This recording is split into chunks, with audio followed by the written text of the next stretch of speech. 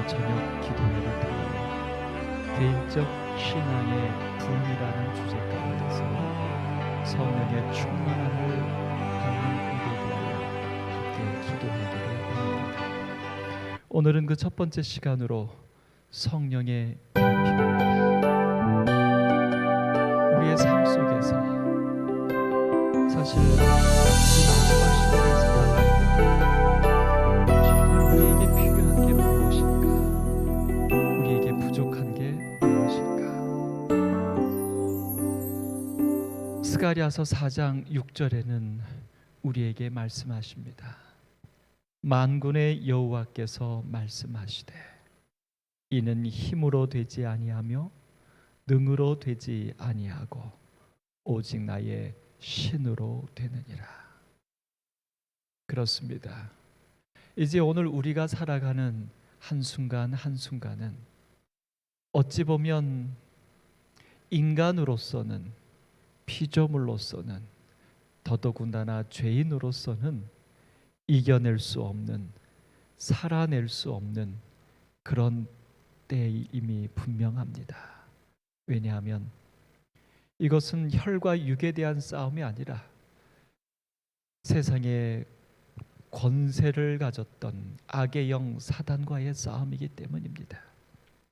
그러므로 이 싸움에서는 오직 죄를 용서하실 수 있고 사단을 이기실 수 있는 하나님 외에는 우리가 이 마지막 때를 이겨낼 수 있는 다른 길이 없습니다.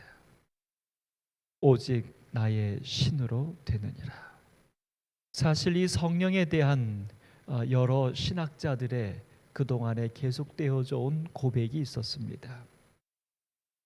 에밀 브루너라고 하는 신학자는 성령은 일반적으로 신학자들 간에 의붓자식 대접을 받고 있다.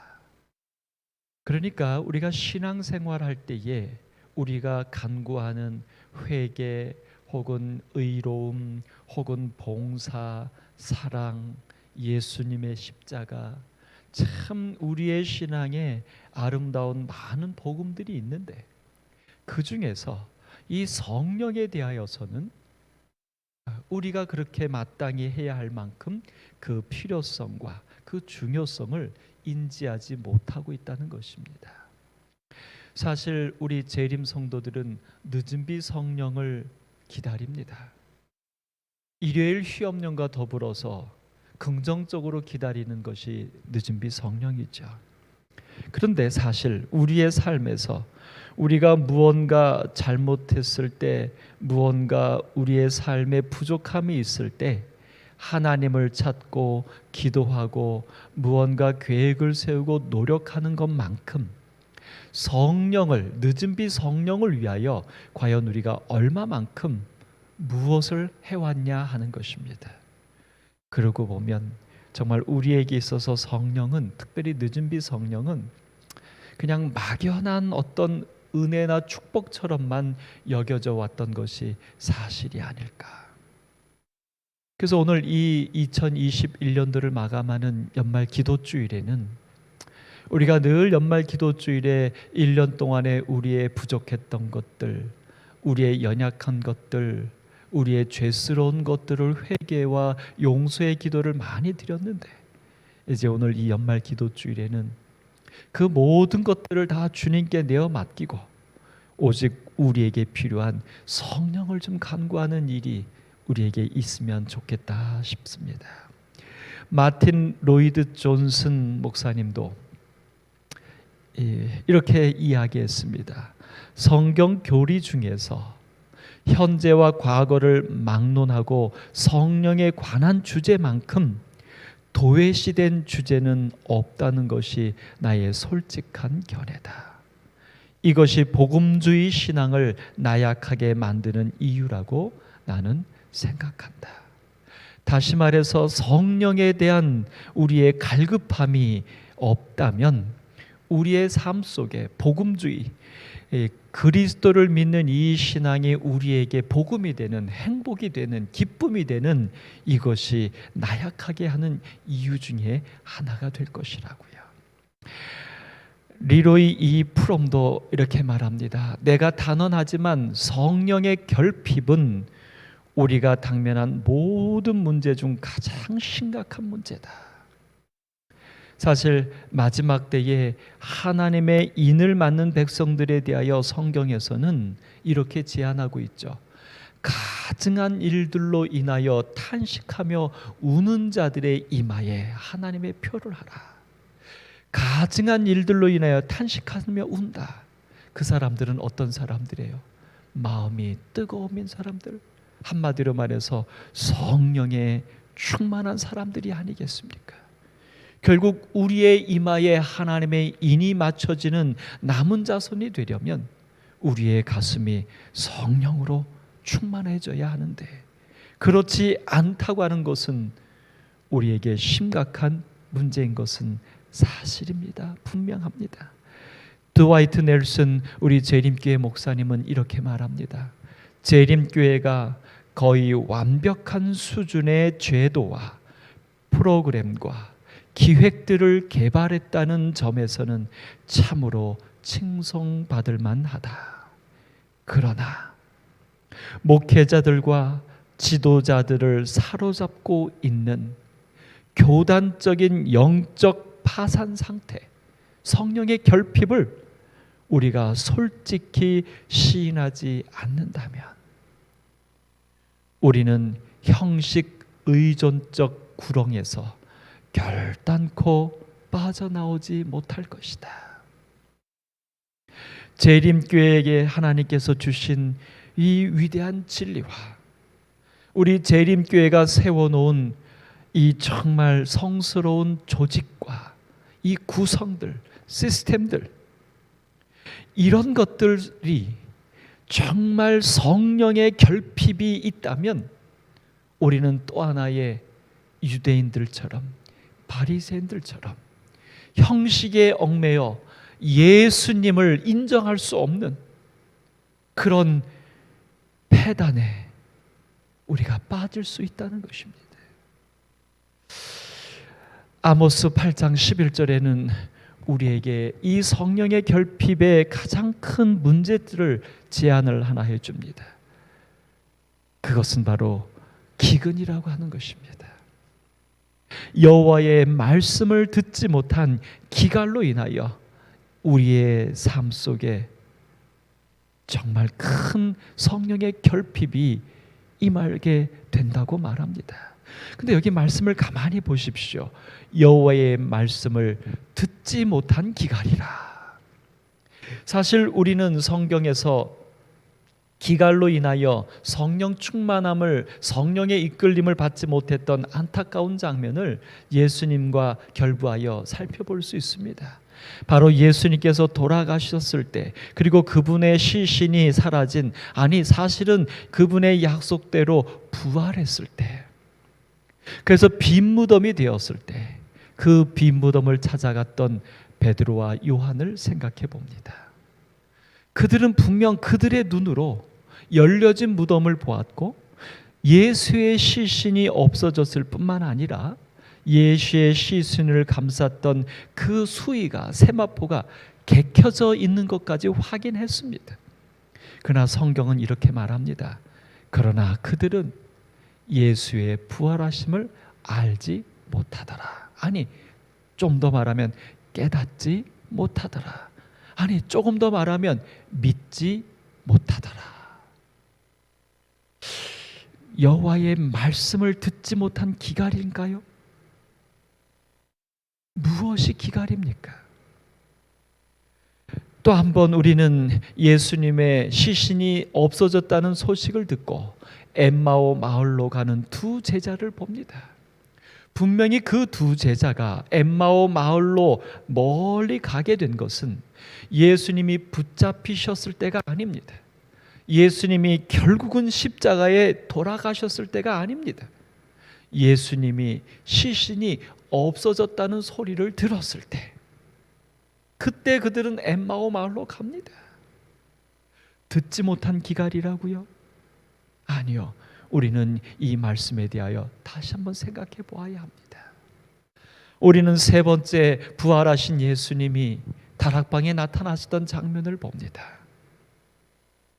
분명히 베드로와 요한의 확인을 통하여 그리고 여인들의 전달을 통하여 예수의 시신이 없어졌을 뿐만 아니라 예수님께서 말씀하셨던 것처럼 내가 너희들을 갈릴리에 만나겠다, 살아나셨다, 이 소식을 분명히 들었음에도 불구하고 그들은 다락방에서 여전히 꽁꽁 문을 잠그고 있었습니다. 예수님이 그곳에 나타나시자 그들은 깜짝 놀랐습니다. 부활하신 예수를 만났을 때 그들은 정말 놀랐습니다. 뿐만 아니라 마침 그곳에 있지 않았던 도마는 이제 10명의 제자들의 이구동성으로 예수님께서 부활하셨다, 우리가 보았다, 이 다락방에 오셨다라는 소리를 들었음에도 불구하고 도마는 이야기합니다. 내가 그분의 몸에 손에 못자국을 만져보지 않고는 믿지 않겠다. 말씀이 들리지 않은 기갈입니까? 오늘 여러분, 우리의 삶을 한번 되돌아보십시오. 오늘날처럼 말씀이 풍성한 때가 어디 있습니까?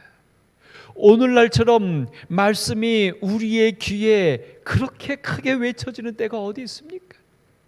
우리가 듣지 않으려 해도 우리의 온 삶 속에서 말씀은 휘어 감고 있습니다.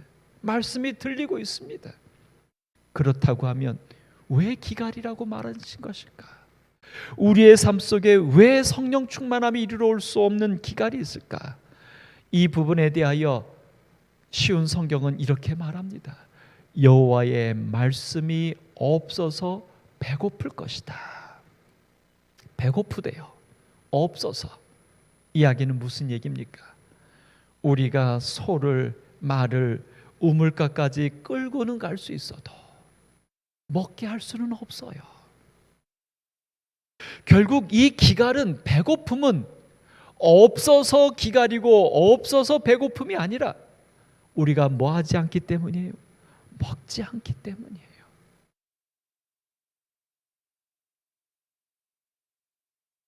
오늘 예수님께서 부활하셔서 그 기갈 속에 있었던 제자들에게 말씀하시지 않습니까?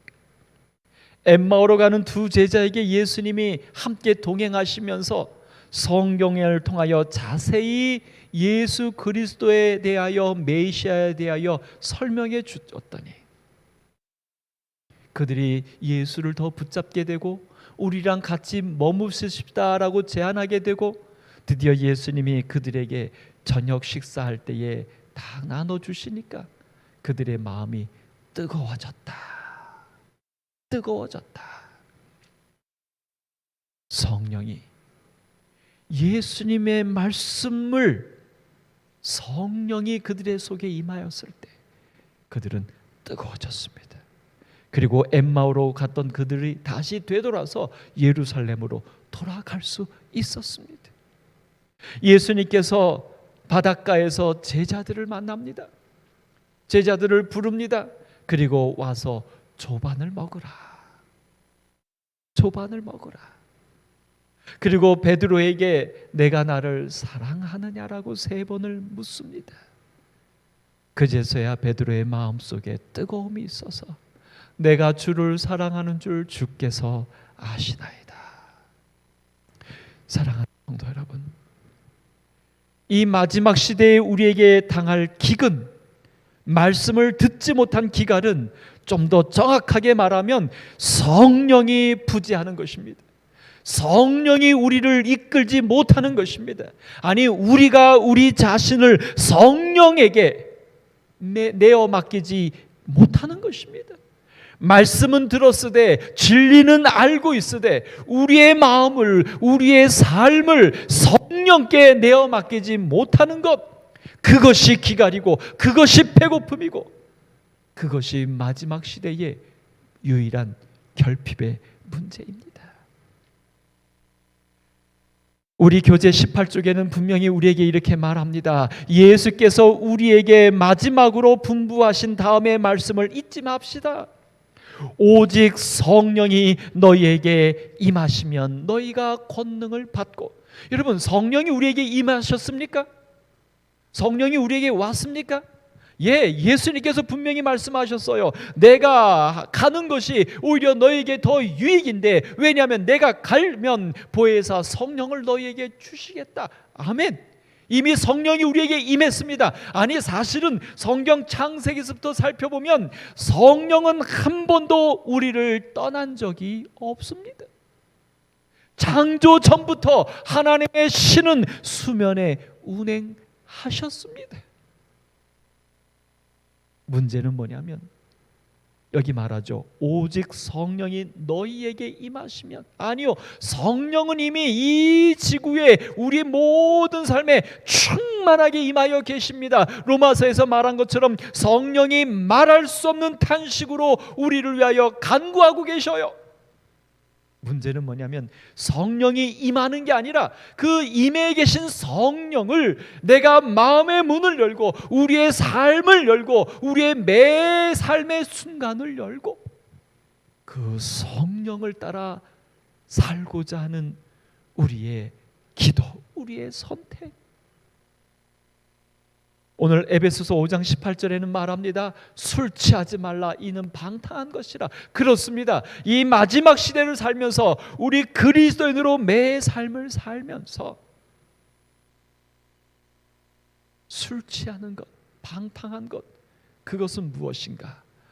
오직 성령으로 충만함을 받지 않는 것, 성령의 이끌림을 받지 않는 것, 성령에게 내 생각과 내 감정과 내 모든 생활을 성령에게 내어 맡기지 않는 것, 그게 술 취하는 거고 그게 방탕한 것입니다.